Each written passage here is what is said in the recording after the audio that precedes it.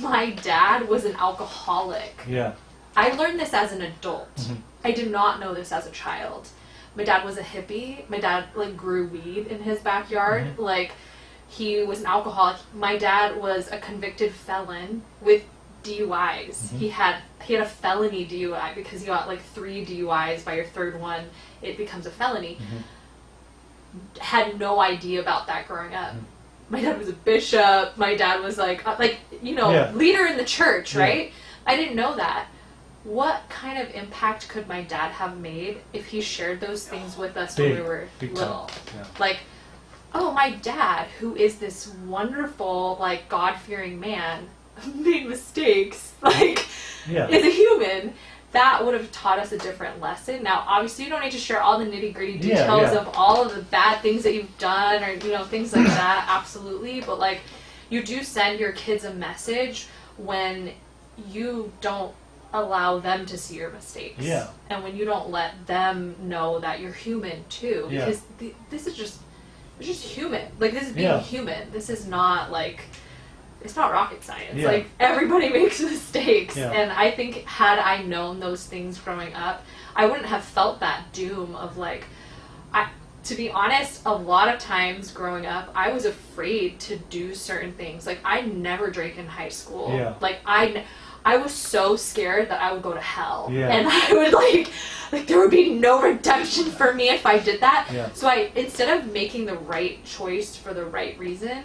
I was making the right choice sometimes for the wrong reason because I was scared. I was afraid of the consequence or afraid of the doom that would come with it. But, like, that's not right either, right? You need to do the right things for the right reasons. And that's what makes you a good person is when your intent is aligned with, like, like your morals and what is right. Like, you have to align those things together. And I never felt that growing up.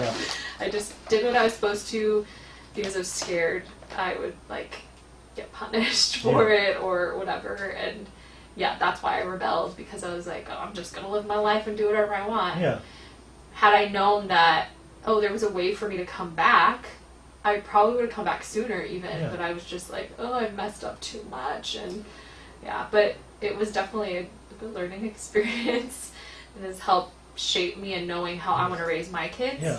I wish as members of the church we would be better at starting them young at finding their own way and allowing them to make mistakes. My last podcast, last week, George mentioned something like that because he's Mormon too. He said that we have to fail in life. We have to go through adversity. That's the only way we can grow. And he feels like what he said was really powerful. When we protect these kids from life, they're going to struggle more. But if we let them fail early and try to figure out who they are and figure out what they want to do and their own self-identity and path in life, they'll be able to grow faster as they hit adulthood. But you can't protect people from life because they're going to hit life someday.